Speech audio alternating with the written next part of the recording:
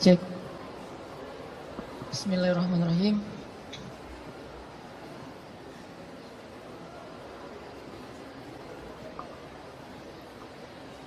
Assalamualaikum warahmatullahi wabarakatuh.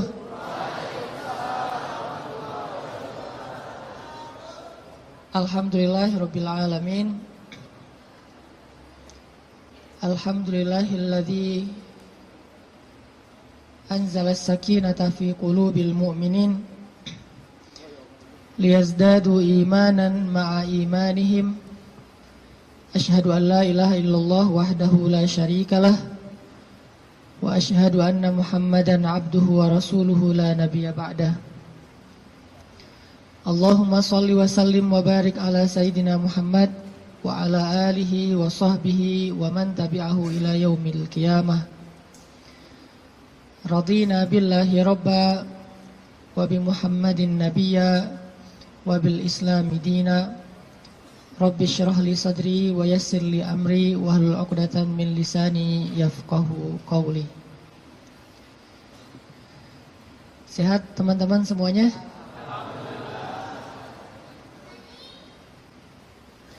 Kapan insyaallah? Akad maksudnya? Boleh saya tanya dulu, siapa yang baru nikah?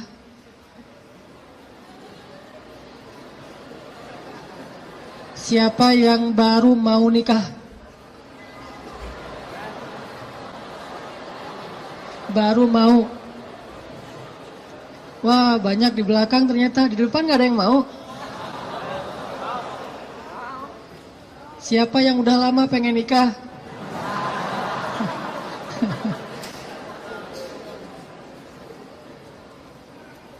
Kalau nikah tuh jangan kepengen ya. Langsung datang aja, ditolak datang lagi, ditolak datang lagi. Kayak Julaibib, pantang menyerah. Kita hari ini bahas apa? Jangan salah fokus. Fokusnya tuh kalau di kamera yang otomatis itu adalah wajah ya. Jadi kan ada tuh kalau kita foto langsung nyari wajah. Kalau orangnya geser, fokusnya geser. Jadi dia nggak pernah gagal. Nggak mungkin dia fokus ke wajah, tiba-tiba ngambil sepatu gitu. Sepatunya pink misalnya. Nggak mungkin kan? Artinya hari ini kita bahas tentang fokus dalam mencari cinta.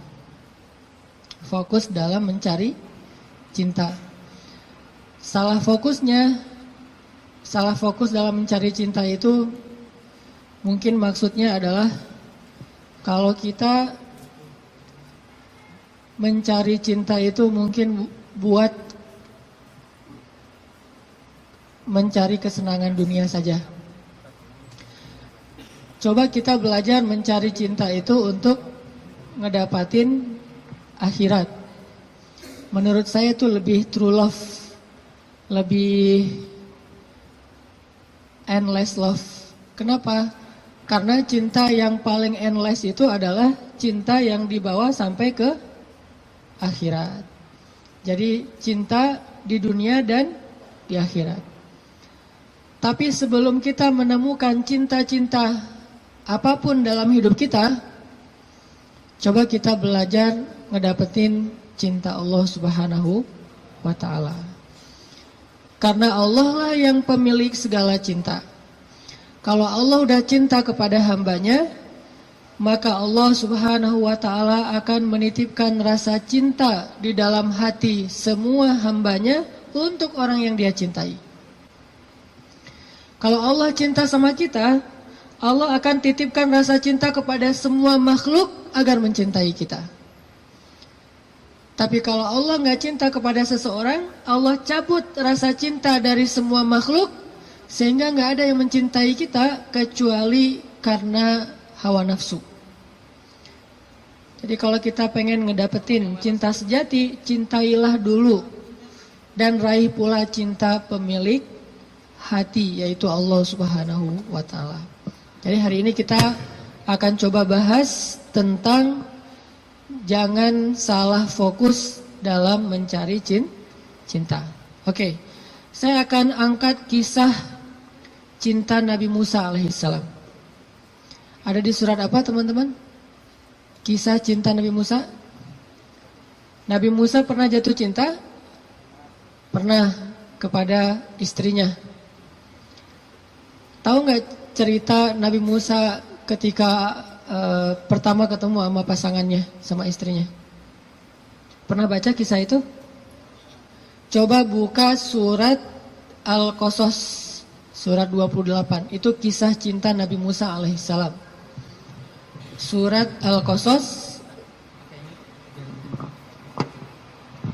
surat Al-Qasas, surat 28 ayat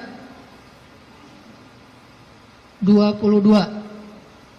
Coba buka aplikasi Al-Qurannya. Surat Al-Qasas, surat 28 ayat 22. Saya akan baca dari ayat 22 sampai ayat 28.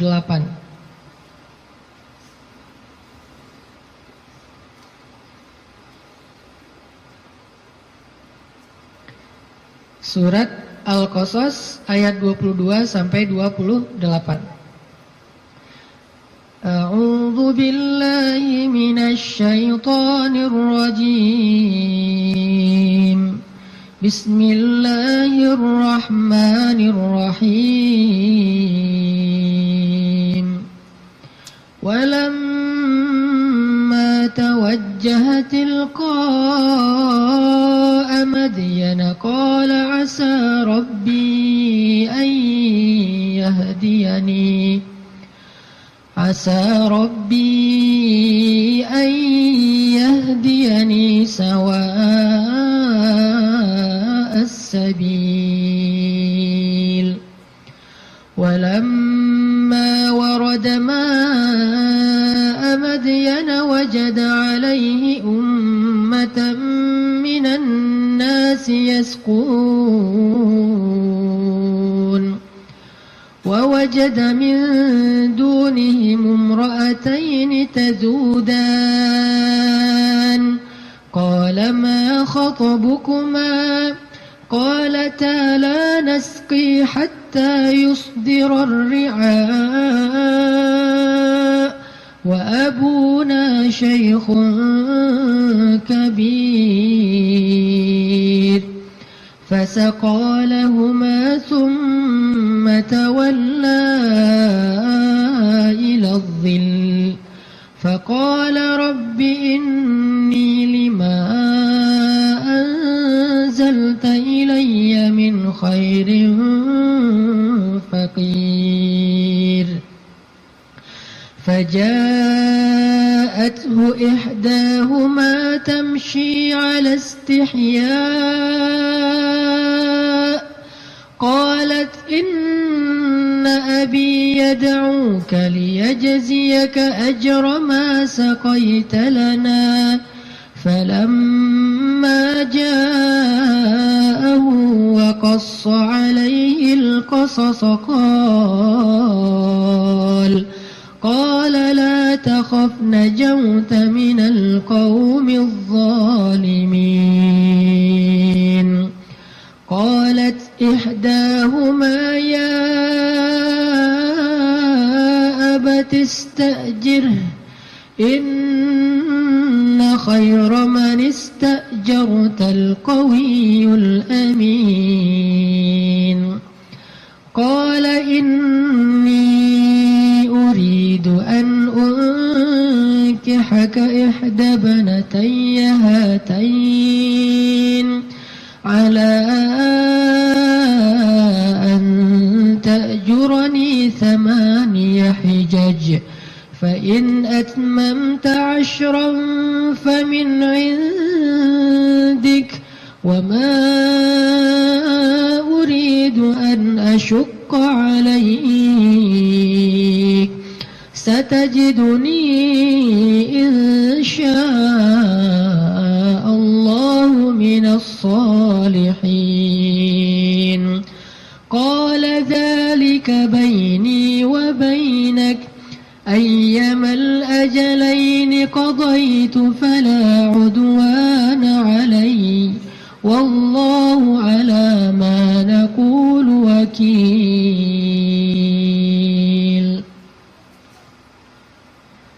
Dan ketika Musa menghadap ke arah negeri Madian, ia berdoa, semoga Tuhanku membimbingku ke jalan yang benar. Lalu saat ia sampai di sebuah sumber air di negeri Madian itu, ia menjumpai di sana sekumpulan orang yang sedang memberi minum kepada ternaknya. Dan ia melihat di belakang orang banyak itu dua perempuan yang sedang menambat ternak mereka. Musa bertanya, apa yang kalian butuhkan? Kedua perempuan itu menjawab, kami tidak dapat memberi minuman ternak kami sebelum penggembala-penggembala itu memulangkan ternak mereka, sedangkan ayah kami adalah orang tua yang sudah lanjut usianya. Lalu Musa menolong mereka dengan memberi minuman ternak itu. Kemudian dia kembali ke tempat teduh lalu berdoa, ya Tuhanku, sesungguhnya aku sangat membutuhkan suatu kebaikan yang turun darimu kepadaku. Tidak lama kemudian datanglah kepada Musa salah seorang dari dua perempuan tadi, berjalan dalam keadaan malu-malu. Ia berkata, sesungguhnya ayahku memanggil engkau agar ia memberikan hadiah terhadap kebaikanmu dengan memberi minuman ternak kami tadi. Maka tatkala Musa bertemu dengan ayah perempuan itu dan menceritakan kepadanya cerita tentang dirinya, laki-laki itu berkata, janganlah kamu khawatir, kamu telah selamat dari orang-orang yang zalim itu atau Fir'aun. Lalu salah seorang dari kedua perempuan itu berkata, wahai ayahku, ambillah ia sebagai pekerja kepada kita. Sesungguhnya orang yang paling baik yang engkau ambil sebagai pekerja adalah orang yang kuat lagi dapat dipercaya. Berkatalah laki-laki itu, sesungguhnya aku ingin menikahkan kamu dengan salah seorang dari putriku, dengan dasar bahwa kamu bekerja kepadaku selama 8 tahun. Dan jika kamu cukupkan 10 tahun, maka itu adalah satu kebaikan darimu. Maka aku tidak hendak memberati kamu, dan kamu insya Allah akan mendapatiku termasuk orang-orang yang baik. Musa berkata, baiklah, itulah perjanjian antara aku dengan engkau. Yang mana saja dari kedua waktu yang ditentukan itu aku sempurnakan, maka tidak ada tuntutan tambahan atas diriku lagi, dan Allah adalah saksi atas apa yang kita ucapkan. Shadaqallahul azim. Teman-teman yang dirahmati Allah Subhanahu wa taala, itulah kisah, salah satu penggalan kisah dari kisah Nabi Musa yang sangat panjang di dalam Al-Quran. Nanti kita bisa melihat bagaimana Nabi Musa tetap fokus kepada cita-citanya, tetap fokus kepada keinginannya, tetap fokus kepada himmah, azam, apa yang selama ini dicari oleh Nabi Musa alaihissalam. Walaupun adegan hidupnya berubah-ubah. Karena manusia itu menjalani hidup dengan adegan yang kadang-kadang kita tidak menduga. Saya merasa bahwa hidup saya itu penuh dengan kejutan dari Allah. Saya orang Aceh asli, anak dari orang tua yang mungkin bukan orang kaya, tapi tiba-tiba Allah mentakdirkan saya kuliah di Mesir. Lalu pulang dari Mesir saya tinggal di Bandung. Sampai hari ini banyak adegan dalam hidup kita itu, banyak hal yang kita nggak pernah menduga. Adegan hidup bisa berubah, tetapi azam harus tetap ada di dalam diri kita, di dalam hati kita. Sehingga adegan-adegan yang kita alami, apakah itu adegan sekolah, belajar, adegan menikah, adegan bekerja, adegan berteman, semua adegan dalam hidup kita itu harusnya menjadi sebuah potensi, kekuatan, dan penyemangat buat kita mendapatkan apa yang sudah terazam dalam hati kita. Gak boleh cita-cita kita itu berubah gara-gara adegan berubah. Gak boleh harapan kita itu berubah gara-gara situasi berubah.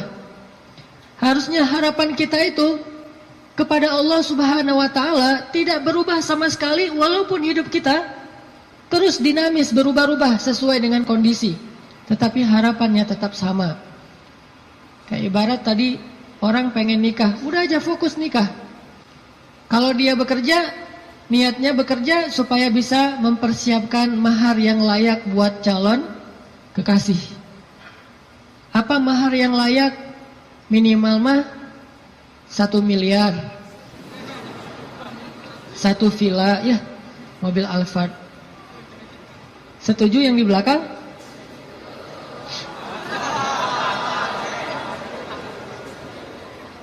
Kalau nggak sampai segitu pun minimal 1 motor, rumah kontrakan, sama pendapatan yang cukup untuk kita berdua.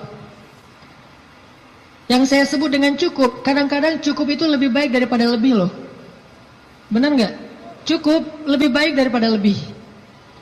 Kalau kita lebih, kita akan beli piring 2, gelas 2, tempat tidur 2. Nggak seru kan? Justru karena cukup, kita beli piring 1, makan sepiring berdua. Gelas 1, minum segelas berdua. Jadi nggak ada cerita gelas papa, gelas mama. Yang ada adalah gelas kita. Kan suka ada tuh di rumah-rumah gelas papa, gelas mama kan ya. Beli di supermarket, ditulis jelas itu. Ini punya siapa, ini punya siapa, udah di tag masing-masing. Kalau mama salah ngambil gelas, gelas papa dipakai sama mama, nanti diminta tukar.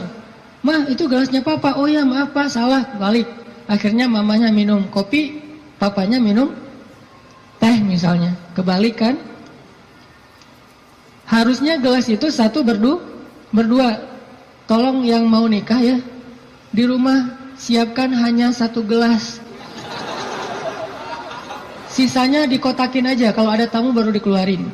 Yang kita pakai sehari-hari hanya 1 gelas. Itu cinta yang nyunnah. Karena Nabi minum hanya dari gelas yang bekas diminum oleh Aisyah. Kecuali kalau aku agak-agak susah ya. Kalau misalnya gelas, Nabi itu Aisyah minum. Setelah selesai Aisyah minum, Nabi akan lihat mana bekas bibirnya Aisyah. Maka Nabi persis akan minum dari bekas bibirnya Aisyah. Masih mikir mau nikah? Kerja untuk mempersiapkan mahar yang layak, nafkah yang cukup. Sekolah untuk belajar bagaimana menjadi suami atau istri yang soleh-solihah. Jadi apapun adegannya, dia jadikan sebagai potensi, semangat, dan kebaikan untuk dia raih apa yang dia harapkan. Itulah Musa alaihissalam. Dia punya sebuah azam, dia punya sebuah cita-cita, ingin membebaskan Bani Israel dari perbudakannya Fir'aun, ingin melakukan revolusi di negeri Mesir, ingin mengajarkan kepada Bani Israel la ilaha illallah, ingin mengajarkan kepada Bani Israel agama Yahudi. Sehingga adegan dia menikah pun, dia mencari seorang perempuan yang bisa mendukung dakwahnya. Jadi dia bukan mencari seorang perempuan yang hanya dia senangi saja. Bukan mencari seorang calon istri yang hanya ngeklik doang tuh di hatinya. Tapi dia mencari calon istri, selain ngeklik di hatinya, calon istri ini juga bisa melengkapi dia, menyempurnakan dia, dan menolong dia dalam segala urusan dakwah di jalan Allah Subhanahu wa Ta'ala. Ini namanya fokus. Jadi salah satu yang ditanya itu adalah, mungkin di antara CV yang perlu diketahui, siap enggak kalau ternyata suaminya ini aktivis dakwah? Siap enggak kalau suaminya ini misalnya harus aktif berdakwah, kadang-kadang berkorban dengan harta keluarga untuk kepentingan dakwah? Seperti Rasulullah SAW berdakwah didukung oleh Khadijah. Sungguh kalau tidak ada Khadijah, kayaknya dakwah Nabi itu juga bakalan banyak sekali masalah. Untung Allah Subhanahu wa taala memberikan pendukung pertama buat Rasulullah, justru yang berasal dari rumahnya sendiri, kekasih sejatinya Rasulullah, yaitu Khadijah. Sehingga ketika Nabi berdakwah, yang mendukung dakwahnya Nabi itu justru Khadijah. Bayangin kalau Nabi berdakwah, justru yang memusuhi dakwah Nabi adalah istrinya sendiri, itu berat banget. Kayak Nabi Lut dan Nabi Nuh alaihissalam. Itu yang paling berat. Makanya kalau kita tadi baca di dalam surat Al-Qasas, kisah dakwah, kisah cintanya Nabi Musa alaihissalam, dimulai dari kalimat yang ada di ayat 22, Asa Rabbi ayyahdiani sawa as-sabil. Semoga Tuhanku akan membimbingku ke jalan yang lurus. Artinya Nabi Musa itu berserah diri kepada Allah. Ya Allah, kalau engkau pertemukan saya kepada seorang calon istri saya, pertemukanlah dengan seorang perempuan yang membuat saya tetap di jalanmu. Kalau engkau memberi saya pekerjaan dan rezeki, berilah saya pekerjaan yang membuat saya tetap di jalanmu. Kalau engkau memberikan saya teman dan sahabat, berikanlah saya sahabat dan teman yang membuat saya tetap di jalanmu. Intinya, sawa asbil, ihdinas siratal mustaqim. Itu fokusnya Nabi Musa. Gak pengen gara-gara cinta, akhirnya keluar dari sawa as-sabil. Gara-gara perasaan, akhirnya keluar dari siratal mustaqim. Ini fokusnya Nabi Musa. Cinta anugerah dari Allah, tapi jangan sampai anugerah itu menjauhkan kita justru dari pemberinya. Ini fokus Nabi Musa. Asa Rabbi ayyahdiani sawa as-sabil. Jadi kalau saya nanti ketemu keluarga baru, mudah-mudahan keluarga itu keluarga yang bisa membantu saya untuk terus berada di sawa as-sabil. Kalau saya ketemu calon suami, mudah-mudahan suami itu yang membimbing saya. Waj'alna lil muttaqina imama, membimbing saya tetap di sawa as-sabil, di jalan yang Allah ridhoi. Ini fokus. Dan kalau kita fokus di sawa as-sabil, gak usah khawatir, Allah punya banyak rencana baik untuk kita. Wa yamkurun wa yamkurullah, wallahu khairul makirin. Siapapun boleh punya rencana untuk menghalangi kita, tapi Allah adalah sebaik-baik pembuat rencana. Udah ikutin aja sawa as-sabil. Fokus di jalan yang lurus. Sawa itu bahasa lainnya istiwa. Atau dalam bahasa Arab, kadang-kadang orang Arab suka nyebut dengan istilah khatul istiwa. Terus jadi bahasa Indonesia katulistiwa. Itu bahasa Arab. Katulistiwa itu dari kalimat khatul istiwa. Khat artinya garis, istiwa artinya lurus, garis lurus. Katulis, karena kita nggak bisa bilang kha jadinya ka. Khadijah jadinya Khadijah.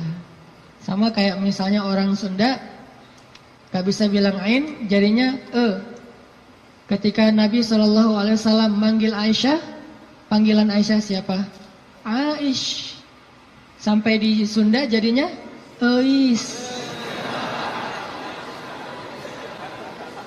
Itu bahasa Arab. Aish jadinya Eis.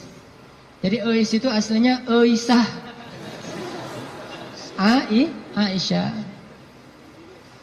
Tetaplah di sawa as-sabil, tetaplah di jalan Allah yang lurus. Nggak usah berbelok, nggak usah keluar dari garis itu. Kalau udah terlanjur keluar, buru-buru balik.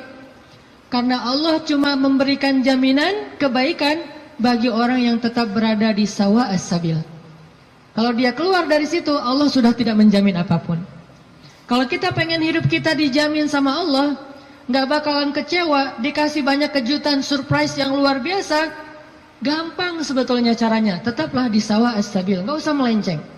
Kalau kita udah tetap di sawa as-sabil, tunggu aja, terus berjalan di setiap beberapa titik, nanti kita akan temukan Allah menyediakan surprise buat kita, sebagaimana Allah sediakan untuk Musa alaihissalam. Sawa as-sabil, Musa berjalan dari Mesir ke Yordania. Yordania waktu itu masih dinamai dengan istilah Madian, sekarang jadi Yordania. jalan ke Madian, ke Yordania. Dan Musa tidak punya bekal sama sekali. Musa pelarian dari Mesir gara-gara nggak sengaja dorong orang mati kan? Jadi ceritanya di Mesir ada laki-laki Bani Israel bertengkar dengan laki-laki Kipti. Kipti itu Egyptian, orang asli Mesir. Waktu itu yang salah orang Kipti, sombong dan menghina laki-laki Bani Israel, mencurangi dia, akhirnya protes nih, ribut. Datang Musa, tanya, ada apa ini? Diceritakan masalahnya, akhirnya Musa mengingatkan laki-laki Kipti dengan cara mendorong, kamu jangan gitu, mati. Cuma digituin doang gitu, bayangin Musa. Ini jawara Mesir ya, Musa. Kalau di kita mungkin ada jawara Depok, jawara Bekasi, jawara Betawi kan ya. Ternyata jawaranya para nabi itu salah satunya Musa, itu jawara nabi banget loh. Terkenal lah Musa secara fisiknya paling gagah, six pack. Pokoknya fisik Musa itu paling ideal aja. Sampai Bani Israel cemburu sama fisik Musa. Saking cemburunya Bani Israel kepada fisik Musa, akhirnya mereka ngejelek-jelekin Musa. Tahu nggak kenapa Musa selalu pakai bajunya tertutup? Nggak pernah pakai misalnya baju yang ketat atau cuma pakai celana doang biar nunjukin badannya bagus. Tahu nggak kenapa? Kenapa kata Bani Israel? Karena dia itu punya penyakit kulit. Difitnah Nabi Musa oleh Bani Israel. Saking Nabi Musa tertutup. Akhirnya Allah membebaskan Nabi Musa dari fitnah itu. Suatu saat Nabi Musa lagi mandi di sebuah oasis. Dia naruh bajunya di atas batu. Dia hanya mandi pakai celana. Dan itu bukan aurat bagi laki-laki. Karena badannya bukan aurat, perut bukan aurat. Dia mandi nih. Begitu selesai mandi, mau ngambil baju, ternyata batunya udah pindah. Nabi Musa ambil kayak semacam galah gitu, dia tarik bajunya pakai galah. Pas dia mau narik bajunya pakai galah, batunya lari, membawa kabur bajumu Musa. Itu disebutin di akhir surat Al-Ahzab loh. Ini bukan dongeng, kisah Al-Quran. Walaupun kisahnya pendek, tapi ditafsirkan oleh hadis Nabi. Batunya lari tuh, bawa kabur bajunya Nabi Musa. Sehingga Nabi Musa ngejar-ngejar batu itu sambil mengatakan, hajar, thawbi, hajar, thawbi, hajar. Baju saya dibawa lari batu. Kan susah kan, baju batu. Nabi Musa ngejar-ngejar bajunya dibawa lari sama batu. Kemana batu itu lari bawa baju Nabi Musa? Ke tempat-tempat orang Bani Israel ngumpul. Cari mana skatepark. Dia ke skatepark. Skateparknya Bani Israel. Jadi anak-anak Bani Israel lagi main skate gitu. Batu lari. Wah, dijadikan obstacle gitu. Wah, ngetrik gitu ya. Ngetrik di atas batu. Jadi kickflip segala macam gitu, ngetriknya di atas batu. Dikejar-kejar sama Musa. Kirain sama Bani Israel, Musa juga lagi parkur gitu, ngejar-ngejar batu. Wah, Musa parkur. Ternyata Musa tuh jago parkur. Badannya bagus kan? Lewat tempat skatepark. Lewat lagi nanti tempat anak-anak main futsal. Musa lari. Ternyata Musa pelari hebat. Maraton gitu. Semua tempat-tempat ngumpul anak-anak muda Bani Israel, tuh batu nyamperin gitu. Ada tempat futsal, tempat skatepark, kafe. Ada orang Bani Israel lagi ngopi-ngopi gitu, lagi ngobrol nggak jelas gitu kan. Lewat batu, Nabi Musa ngejar di belakang. Wis, Musa badannya bagus. Semua orang pada ngeposting hashtag Musa keren. Viral aja. Jadi viral bahwa Musa itu ternyata badannya keren banget. Di mana-mana di repost, jadilah selebgram. Followersnya nambah. Followers apa? Bani Israel yang kagum kepada Musa. Ini bahasa saya analogikan dengan kekitaan ya. Ini hanya analogi. Udah gitu, batu itu ternyata berhenti di tengah pasar Bani Israel. Berhenti di tengah pasar. Udah lari jauh, akhirnya berhenti. Musa datang ngambil baju langsung dipakai karena malu. Walaupun bukan aurat, Musa itu menjaga diri. Gak mau mentang-mentang badannya bagus tunjukin ke cewek-cewek. Nanti cewek, selfie misalnya. Musa itu seorang nabi, terjaga. Dia nggak mau kayak gitu. Kita belum juga six pack, baru two pack lah ya. Udah pamer, posting Shrek, langsung posting. Udah gitu edit dikit biar jadi three packs. Musa udah six pack masih ngejaga biar orang-orang tidak jadi fitnah pakai bajunya. Habis pakai baju karena marah sama batu, akhirnya dipukul tuh batu sama Musa sampai batu itu retak Bayangin, batu gede loh. Ada yang pernah pukul batu retak? Batu bata kali ya. Batu beneran nih, retak, dan tangan Musa biasa-biasa aja. Itu kekuatan Musa, makanya dorong orang dikit mati. Mungkin kalau sekarang Musa itu kayak MMA lah ya, mixed martial art gitu. Jadi bisa semua jenis bela diri. Nah, artinya Musa alaihissalam lari dari Mesir gara-gara habis dorong orang, terus dia mati, nggak sengaja. Kata Musa, ini bukan salah saya, salah setan. Kan disebutin di ayatnya, masih di surat Al-Qasas atau di surat Toha. Ini bukan salah saya, salah setan. Bukan saya yang bunuh, setan yang bunuh dia. Jadi teman-teman, satu-satunya suuzon yang berpahala itu adalah suuzon sama setan. Itu berpahala banget. Satu-satunya husnuzon yang berdosa adalah husnuzon sama setan. Jangan salah-salahin setan, kasihan, masa dikambing hitamin? Enggak, setan memang harus disalahin. Jadi kalau ada apa-apa nih gara-gara setan nih, misalnya, aduh, auzubillahi minasyaitonirrajim gitu kan? Bahasa zikirnya gara-gara setan apa? Kalau bahasa sehari-hari, nih setan nih kerjaannya nih. Kalau bahasa zikirnya, auzubillahi minasyaitonirrajim. Enggak masalah. Jangan sembarangan nuduh setan buat jahat atau makar. Buktikan dulu gitu kan ya. Enggak, setan memang boleh disuuzonin. Satu-satunya makhluk yang boleh. Lari dari Mesir. Enggak punya makanan, enggak punya bekal, enggak punya duit. Pokoknya jalan dari Mesir ke Madian, jalan kaki itu enggak punya bekal apa-apa. Bayangin. Sehingga Musa berhari-hari hanya minum air, enggak makan apapun. Air karena gratis. Begitu hujan dia minum. Ada genangan air kayak oasis gitu dia minum. Kalau makanan dia nggak mau. Kenapa? Karena setiap dia menemukan kebun kurma, dia tidak menemukan pemiliknya, sehingga dia tidak berani makan satu butir kurma pun yang bukan miliknya. Musa alaihissalam. Sawa as-sabil, tetap di jalan Allah. Jangan melenceng. Jangan bikin Allah kecewa. Jangan sampai kita ngelakuin sesuatu yang Allah itu nggak ridho.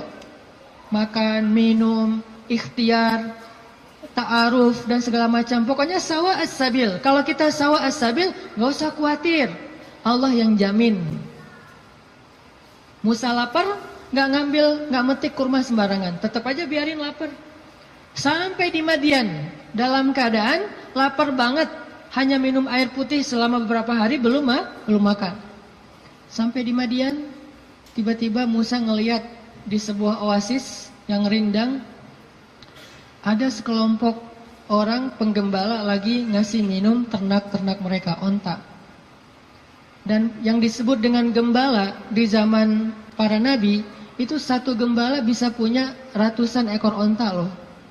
Jadi bayangin kalau ada 10 penggembala aja nih, berarti lebih dari 1000 ekor onta. Dan tahu nggak berapa banyak onta kalau minum? Onta itu kalau minum hampir seperti gajah. Dan dia minum bukan karena haus.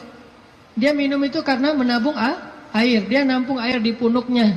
Sehingga kalau dia melakukan perjalanan panjang, dia nggak perlu minum dalam waktu seminggu pun nggak masalah. Karena dia akan mengambil air dari punuknya yang disimpan. Jadi ada penyimpanan air di belakangnya, kayak tangki air gitu. Kayak toren.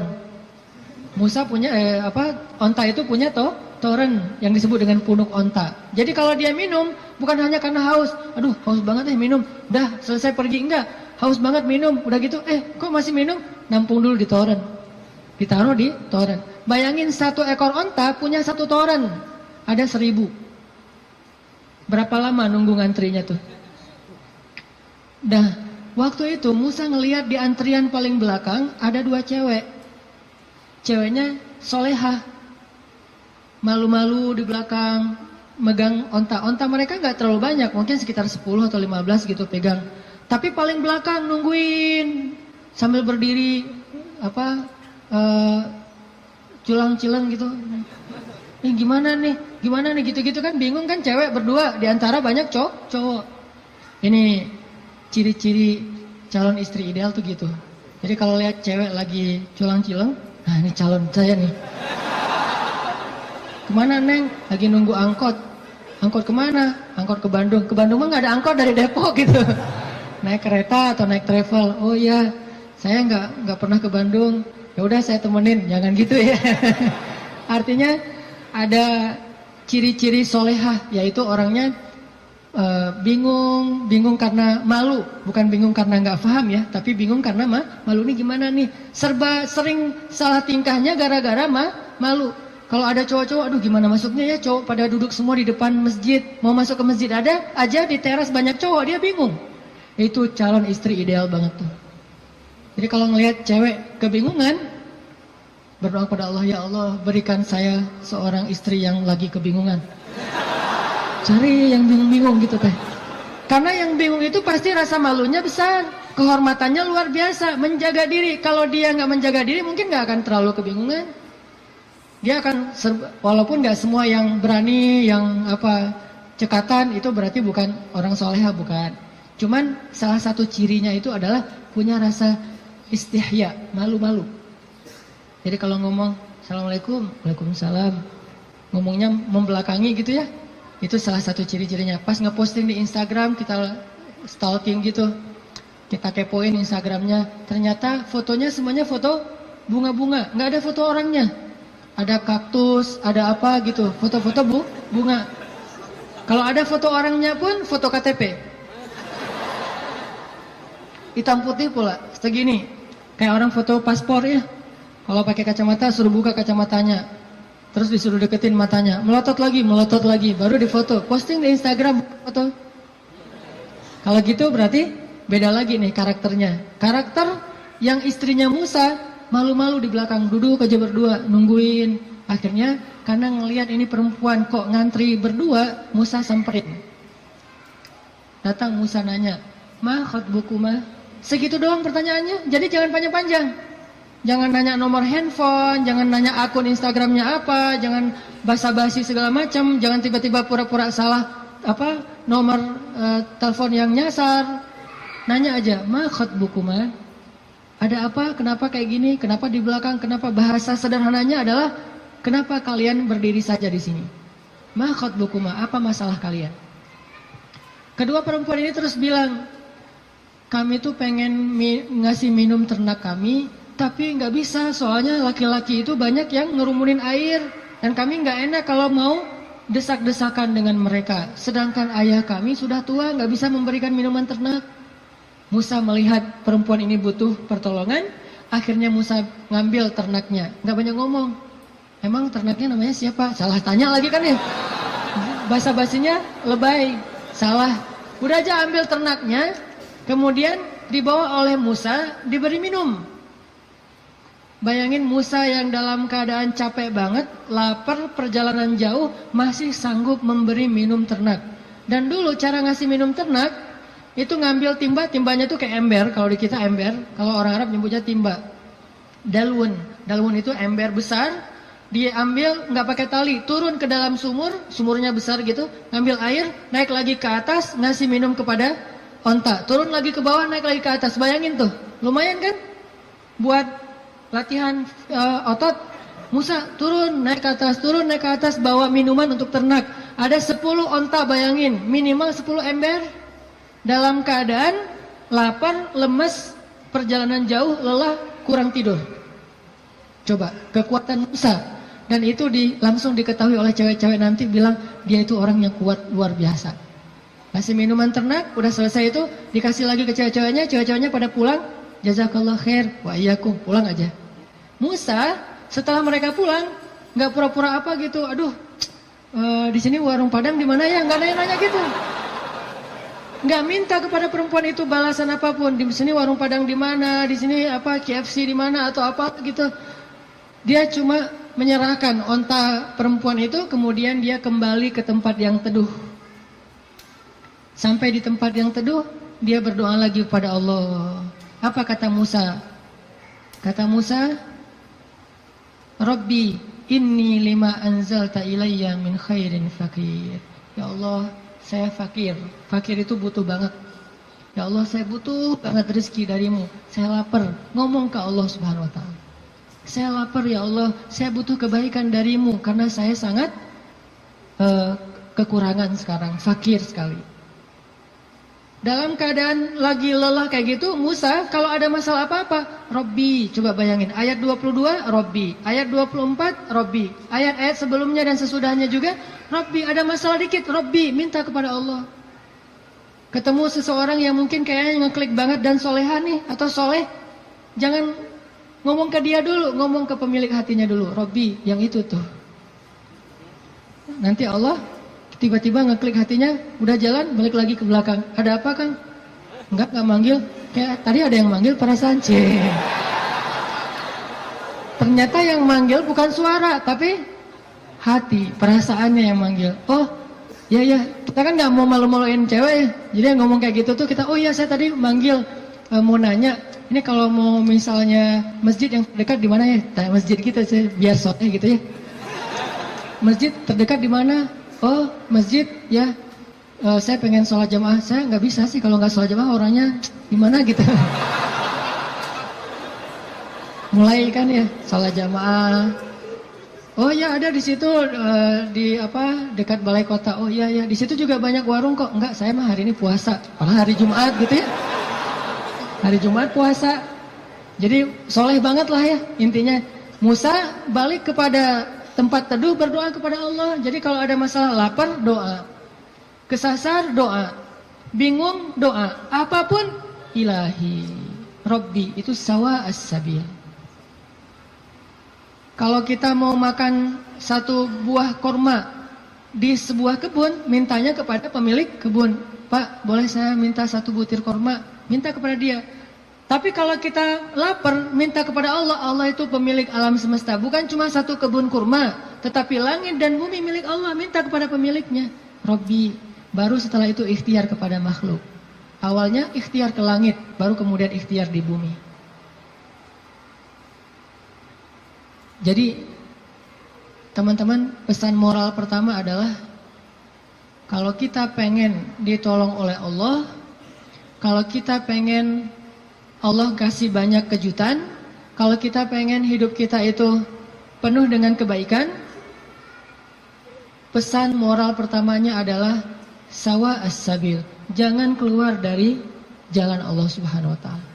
Jalan Allah itu artinya syariat. Syariat itu dalam bahasa Arab artinya jalan hidup, the way of life, yaitu Islam. Jangan keluar dari jalan Allah. Tetap aja di situ. Pasti Allah kasih. Kalau pengen pas kita berjalan tiba-tiba ada kejutan dari langit, sawa as-sabil, tetap di situ. Jangan kecewain Allah. Jangan sampai Allah Subhanahu wa taala ngelihat kita ngeposting sesuatu yang Allah nggak suka. Bayangin kalau Allah udah unfollow, semua akan unfollow. Tiba-tiba akun kita jadi kosong, nggak ada followers. Apa arti Allah unfollow? Bara'atum minallah. Awal surat At-Taubah. Allah berlepas tangan. Berlepas tangan bahasa sosmednya unfollow. Lebih parah lagi kalau Allah sudah ngeblok. Khatamallahu ala qulubihim. Udah unfollow, diblok pula. Jadi kita japri nggak masuk, contrengnya cuma satu, udah diblok.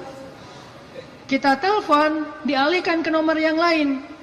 Kita DM nggak masuk juga, artinya kita diblok. Request nggak di respon.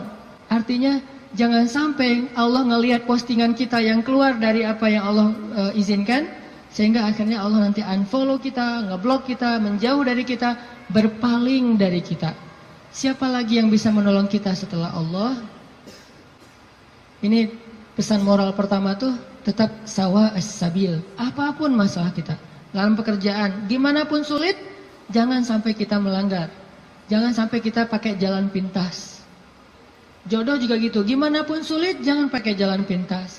Rezeki, jodoh, sekolah, belajar, keluarga, teman, apapun, sakit, sawa as-sabil. Nanti Allah akan nyediain buat kita hal-hal yang kejutan. Pesan moral kedua, selama kita sawa as-sabil, terus minta sama Allah. Karena berdoa itu walaupun belum dikabulkan, tetap dia ibadah. Doa itu ibadah, teman-teman. Jadi kalau ada orang yang bilang, jangan banyak-banyak doa, malu sama Allah, mending kita beramal aja. Berarti dia nggak paham. Kalau doa itu dalam Islam, sama seperti orang sholat sunnah 2 rakaat. Makin dia banyak berdoa, makin Allah sayang sama dia. Beda dengan manusia, kalau kita banyak minta, dia jadi kewalahan, jadi malas, tebal gitu. Minta aja nih orang. Kalau dengan manusia, kita banyak minta, dia menjauh. Kalau Allah kita banyak minta, Allah mendekat, Allah senang kepada hamba yang meminta. Masalah sepele, garam kata Nabi. Mintalah kepada Allah walaupun cuma garam. Jadi lagi masak, duh gak ada garam. Ya Allah, garam. Minta sama Allah, udah gitu baru beli di warung. Minta dulu, kenapa minta kok beli di warung? Karena bisa jadi kalau kita hanya membeli garam di warung, lalu kita masak, kita tidak dapat pahala doa. Sedangkan kalau kita berdoa dulu baru beli garam, kita dapat garam plus pahala doa dan Allah kasih keberkahan di dalam garam itu. Siapa tahu pas lagi datang ke warung beli garam, yang nungguin warung si Neng. Bukan emaknya ya.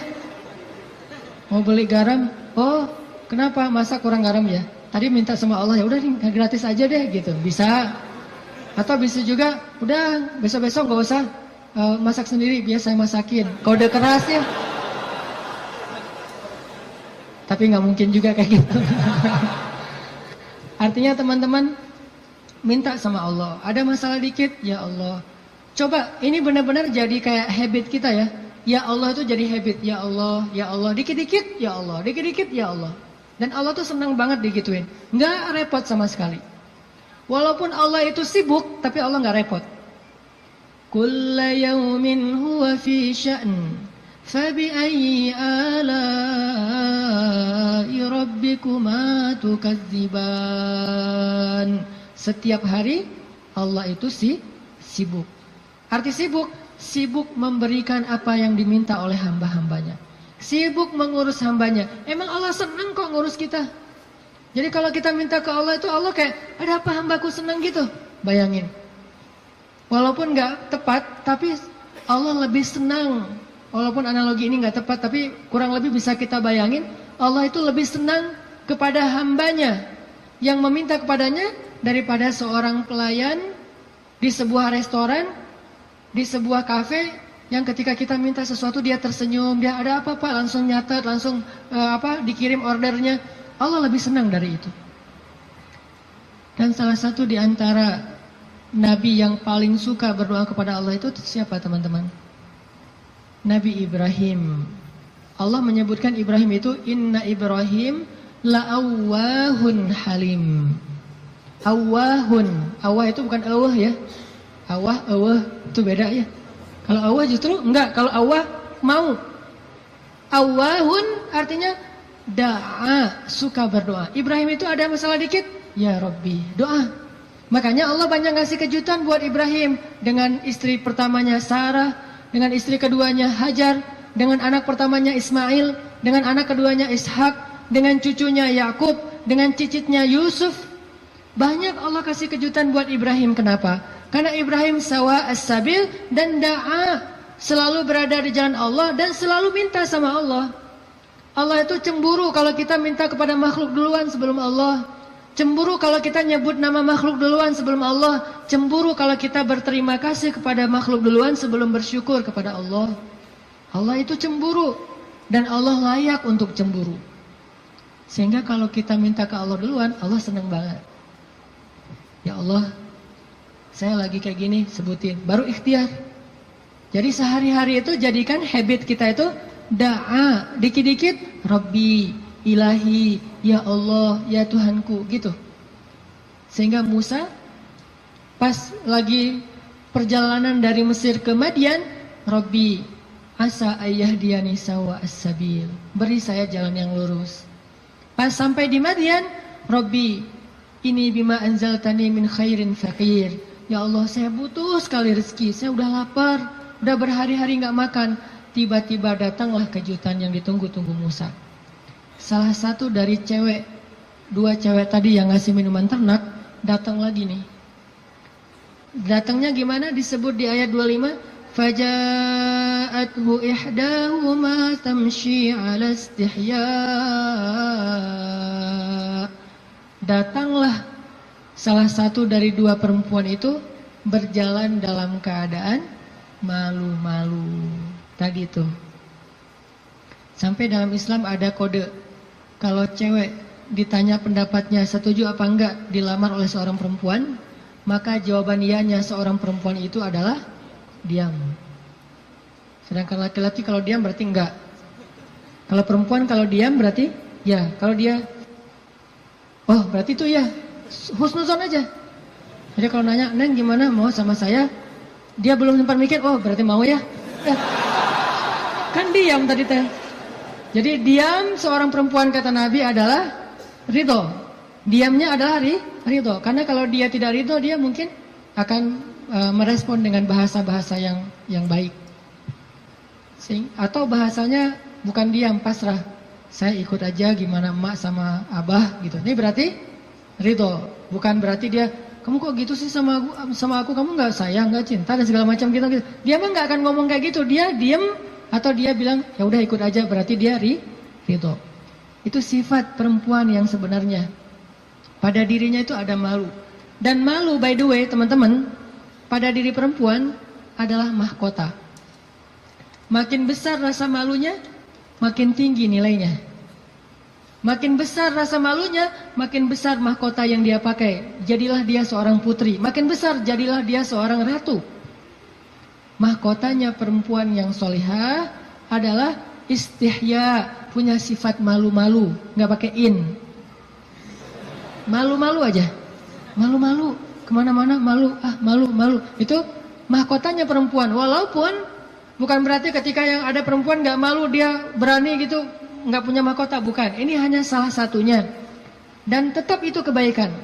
Kalau dia nggak terlalu besar dominan dengan sifat malu, mungkin dia dominan dengan sifat yang lain. Tapi yang jelas sifat malu ini kebaikan.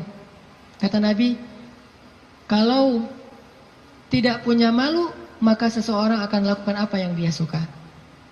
Berarti malu itu sebagian dari kehormatan. Malu itu sebagian dari harga diri. Sehingga kalau orang udah nggak punya sifat malu, maka dia kehilangan harga diri dan kehormatan, dia akan lakukan apapun yang dia suka. Jadi malu anugerah dari Allah untuk perempuan. Aisyah pemalu. Saking pemalunya Aisyah, kalau lagi malu wajahnya kemerah-merahan, pink. Pink dalam bahasa Arab humairo. Pink itu humairo. Aisyah itu kalau lagi malu pink wajahnya. Sehingga kalau Nabi melihat wajah Aisyah pink, humairo, Nabi senang melihat Aisyah, oh Aisyah lagi malu, Aisyah lagi senang, Aisyah lagi tersipu-sipu, sehingga wajahnya menjadi pink. Aisyah itu seorang perempuan yang sangat pemalu, sama dengan Maryam, sama dengan Khadijah, sama dengan Fatimah, perempuan yang sangat pemalu. Coba teman-teman renungkan kisah gimana pemalunya Aisyah. Pernah ketika Rasulullah SAW sudah wafat, kan Rasulullah itu dimakamkan di dalam rumah Aisyah. Soalnya SOP para nabi, mereka dimakamkan di tempat mereka wafat, nggak boleh dipindahkan. Itu udah jadi SOP-nya para nabi itu. Jadi kalau meninggalnya di sini, ya udah di sini dimakamin, nggak boleh ke pemakaman khusus tempat lain atau pemakaman umum, nggak boleh. Jadi karena Rasulullah wafatnya di atas pangkuan Aisyah di kamarnya, maka kamar itu jadi tempat Rasulullah dimakamkan, makam di situ, dibuat kayak ruangan. Setiap hari Aisyah duduk di situ, dia buka hijabnya, dia duduk di makam Nabi sambil mungkin dia di situ ngobrol, mungkin dia berzikir, bukan sengaja zikir di dalam makam ya, tetapi dia kangen sama Nabi, duduk di sebelah Nabi, seolah-olah dia pengen mengenang waktu dulu sering zikir berdua sama Nabi sambil Nabi tidur di atas pangkuan Aisyah zikir. Bayangin. Kalau kita zikir jomblo itu duduk, beda ya zikir jomblo sama zikir orang udah nikah. Kalau jomblo zikirnya duduk, tiba-tiba ngeblak ke belakang gitu ya. Kalau udah nikah, zikirnya nggak perlu ngeblak ke belakang, zikirnya sambil berbaring di atas pangkuan kekasihnya. Atau kadang-kadang zikirnya sambil bersandar, jadi punggung dengan punggung, satu menghadap ke utara, satu menghadap ke selatan. Sama-sama memberikan punggungnya jadi kayak kursi gitu, bersandar kepada kekasihnya, zikir. Nanti pas sudah beberapa menit lihat, wah kamu 1000, saya baru 200, ngapain aja kamu kok 200, ngahuleng gitu ya, mikirin kamu, jadi zikirnya 200. Berarti yang zikirnya 1000, kamu mikirin apa? Saya ingat Allah. Lah kamu kenapa 200? Saya ingat kamu. Romantis dalam zikir. Artinya Aisyah tuh teringat masa-masa zikir dengan Rasul, sholat sunnah bareng dengan Rasul. Kan saya sering cerita tuh, Rasulullah kalau malam tahajud beliau sholat tahajud sendiri dulu, nggak ngebangunin Aisyah. Kenapa? Karena tahajud Nabi itu di atas standar manusia biasa. Kalau ngebangunin Aisyah kasihan, nggak akan kuat Aisyah. Ini sayangnya Nabi kepada Aisyah, sampai dalam bab ibadah aja diringankan selama tidak melanggar syariat. Nabi nggak mau ngeberatin Aisyah sholat tahajud bareng dengan Nabi. Aisyah tahajud yuk. Hayu kata Aisyah. 1 rakaat Al-Baqarah, Ali Imran, An-Nisa, Al-Maidah, Al-An'am. Siapa yang kuat? Nggak usah Aisyah, Abdullah ibnu Mas'ud aja pernah jadi makmum dadakan di belakang Nabi, itu hampir batal sholatnya. Wah, Nabi lagi sholat tahajud, nggak makmumin udah aja makmumin. Nabi baca Alif Lam Mim Dzalikal Kitabul La Raiba Fi. Abdullah masih antang-antang aja. Lama-lama kok udah setengah juz ya perasaannya. 1 juz, 2 juz, sampai selesai Al-Baqarah. Mulai ini Abdullah curiga nih, masuk lagi Alif Lam Mim Ali Imran. Masuk lagi Ya Ayuhan Nas An-Nisa. Masuk lagi Al-Maidah. Masuk Al-An'am 7 juz 1 rakaat. 7 juz 1 rakaat. Kita 1 rakaat 7 surat. An-Nas, Al-Falaq, Al-Ikhlas. Dari ujung aja pokoknya 7 surat. Ini 7 juz 1 rakaat. Atau kadang-kadang kita 7 rakaat 1 surat, yaitu Al-Ikhlas terus. Asal sholat pasti Al-Ikhlas. Walaupun kalau dia membaca Al-Ikhlas itu karena cinta kepada surat itu, dia akan masuk surga dengan surah Al-Ikhlas. Masalahnya kita benar nggak sih cinta ke Al-Ikhlas?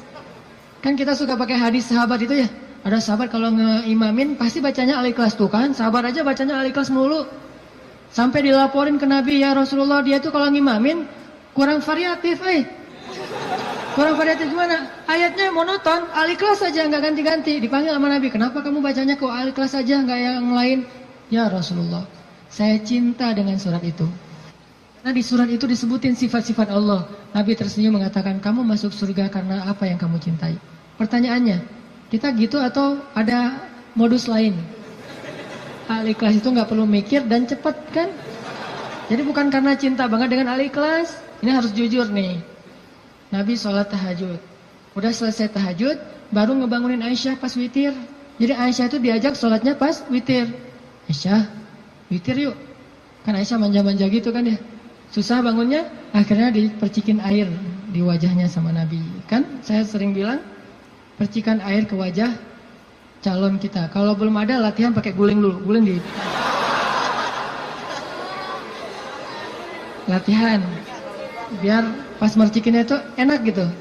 Kalau ini ada lebih rezeki sedikit, beli nano spray. Kan enak tuh malam-malam nano sprayan. Jadi masuk ke pori-pori langsung segar gitu. Nah, artinya Rasulullah memercikan air ke wajah Aisyah. Ayo Aisyah tahajud. Akhirnya witir bareng. Setelah selesai witir, kan Nabi itu kalau sholat tahajud itu ini ada tutorial tahajud ala Rasulullah ya. Kan tahajud bebas sebetulnya, tapi Rasulullah juga punya style sendiri tahajudnya. Sahabat-sahabat masing-masing punya style. Ada tahajud di atas atap. Siapa itu? Bilal. Bilal kalau tahajud pasti di atas atap rumah. Umar kalau tahajud pasti depan rumah. Bukan di dalam rumah, di depan. Dia keluar dari rumahnya, tahajud di depan rumah. Bacanya kenceng-kenceng. Bismillahirrahmanirrahim. Satu Madinah bangun gara-gara suara Umar. Kalau Abu Bakar tahajudnya di musolanya sendiri, khusyuk sendiri, nggak mau ketahuan orang. Ini gayanya beda-beda. Gue dengan gaya gue gitu ya. Umar di depan rumah, Bilal di atas atap, Abu Bakar sendiri di dalam mihrab. Rasulullah juga punya style. Style tahajud Nabi gimana? Beliau tidur, tahajud, witir, tidur, subuh. Jadi sebelum subuh beliau tidur dulu. Cuman tidur yang keduanya Nabi bersandar biasanya. Kalau nggak bersandar di tiang, di dinding, bersandar kepada Aisyah. Itu tahajud ala Rasulullah. Nggak mungkin kita ngikutin sunnah ini kalau belum banyak sunnah yang kita nggak bisa ngikutin kalau belum nikah, teman-teman.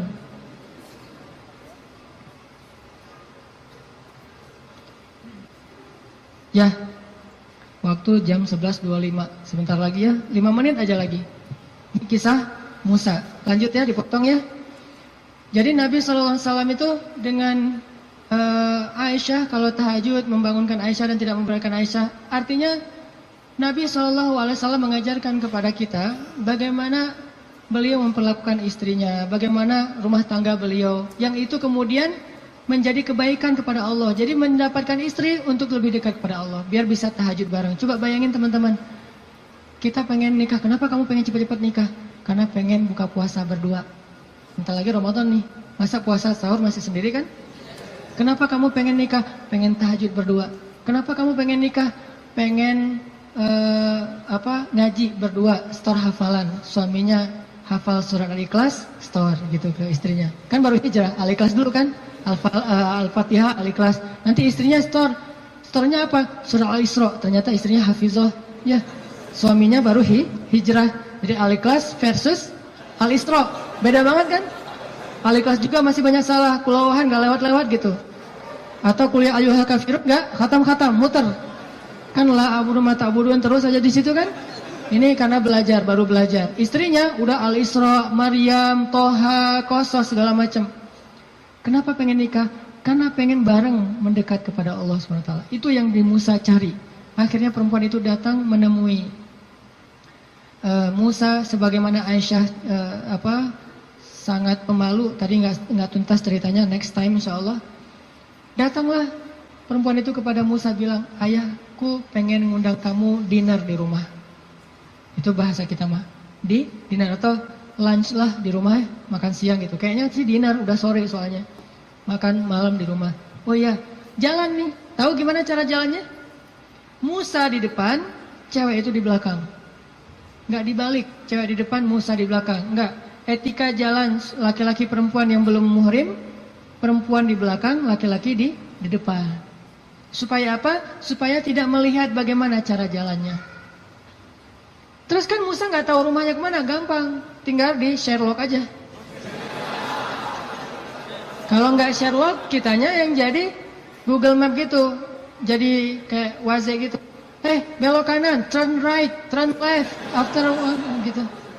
Tinggal Musa belok kanan, belok kiri. Yang penting Musanya di depan, perempuan itu di belakang.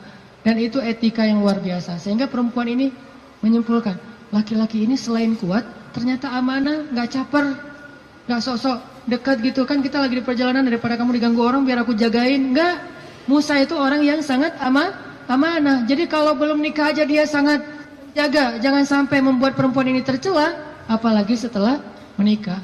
Sampai di rumah, cewek ini ngomong ke ayahnya, ya abah, bapak gitu ya, ya abati. Itu laki-laki itu kuat dan amanah loh. Kalau ayah butuh pekerja, kayaknya dia yang paling tepat jadi pekerja di rumah kita. Ini sebetulnya kode. Perempuan kalau ngomong dengan bahasa kayak gini, berarti dia perhatian. Kalau dia udah bisa menyimpulkan dia kuat, dia amanah, dia tepat sebagai pekerja, berarti dia perhatian. Kalau enggak, dia nggak akan ngasih komentar. Ayahnya paham, ini bahasa elegan orang zaman dulu. Kalau sekarang kan, ya pengen nikah, gitu kan vulgar kan ya. Kalau dulu kode tuh, ya itu kayaknya cocok bekerja ke kita. Kata ayahnya, oh ya nanti ayah bicara sama dia. Ayahnya bukan menawarkan Musa bekerja, tapi menawarkan Musa nih nikah. Saya akan nikahkan kamu dengan salah satu dari putri saya. Terserah kamu yang mana yang kamu sukai.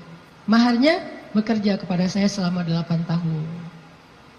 Akhirnya Musa pun menikah dengan salah satu dari 2 perempuan itu. Dan perempuan inilah yang mendampingi Musa untuk berdakwah di Mesir melawan Fir'aun. Dan inilah kisah yang luar biasa. Nabi Musa mencari cinta itu untuk lebih dekat kepada pemilik cinta.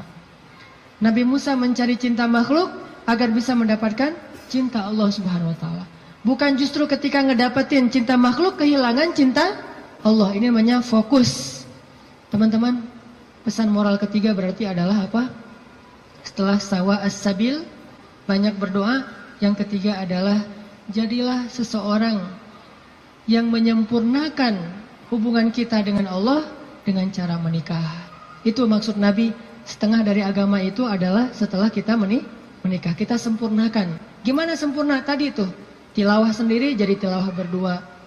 Buka puasa sendiri jadi buka puasa berdua.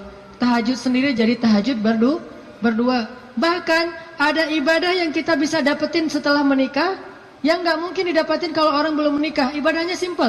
Ngapain?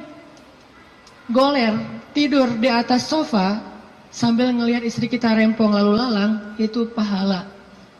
Jadi gini aja. Itu sholat sunnah loh. Kalau yang belum nikah hanya bisa mendapatkan pahala itu dengan cara berwudu, sholat sunnah 2 rakaat. Yang udah nikah nggak perlu berwudu, nggak perlu sholat sunnah pun tetap dapat pahala sholat sunnah. Dengan cara apa? Pandangan suami kepada istrinya yang penuh kasih sayang, bagi dia adalah pahala ibadah. Jadi cuma ngelihat doang ibadah, tersenyum ibadah, kecup di keningnya. Bayangin, Nabi itu habis berwudu mengecup Aisyah. Bisakah kita melakukan itu kalau belum menikah? Ngecup apa?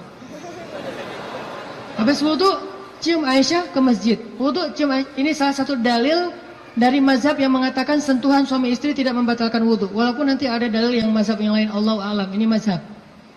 Tapi Nabi beberapa kali habis berwudu, kecup Aisyah ke masjid. Wudu, kecup Aisyah. Jadi kalau udah Nabi wudu, Aisyah udah siap-siap tuh. Para istri, kalau suaminya lagi berwudu, maka siap-siaplah kalian, karena sebentar lagi dia akan ke masjid dan lupa mengecup gitu.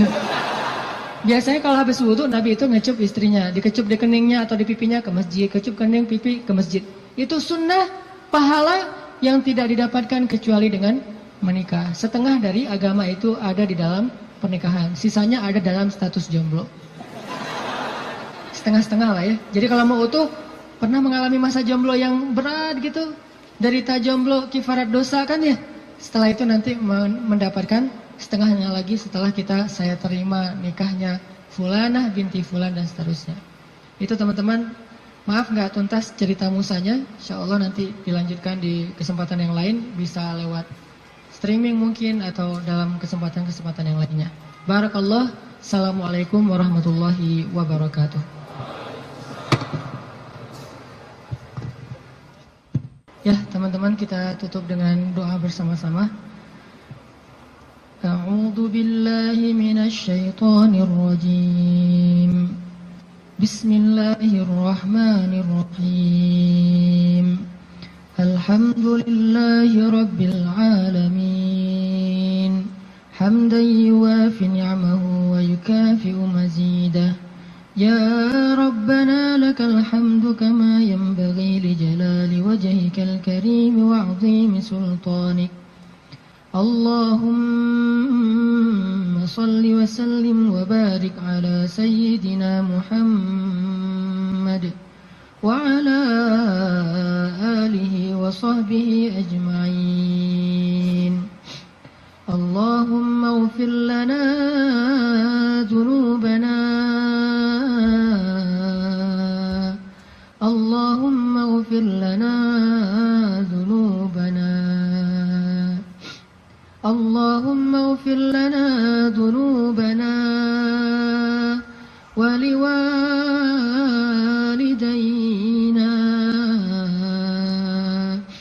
wa liwalidayna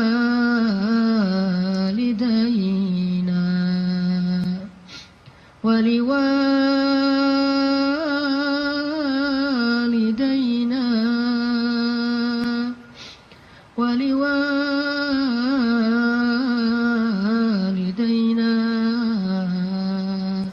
warhamhuma kama rabbayani saghira.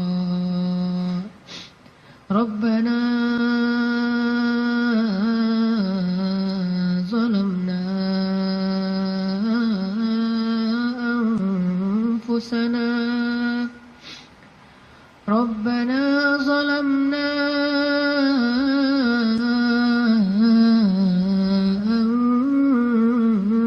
anfusana. Rabbana zalamna anfusana wa illam taghfir lana wa tarhamna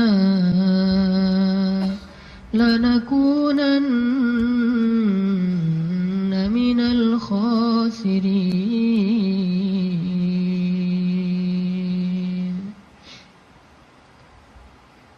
Duhai Allah, Tuhan kami,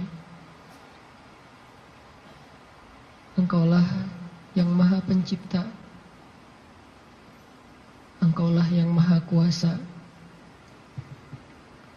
Engkaulah yang Maha Memelihara. Duhai Allah, pemilik langit dan bumi, semua yang ada, semua ini hanyalah milik-Mu ya Allah. Engkau yang Maha Kaya, sedangkan kami fakir di hadapan-Mu ya Allah. Engkaulah yang Maha Kuasa, sedangkan kami tidak berdaya di hadapan-Mu ya Allah. Engkau yang Maha Tinggi, Engkau yang Maha Mulia, sedangkan kami rendah dan hina di hadapan-Mu ya Allah. Engkau Maha Baik, sedang kami banyak dosa ya Allah.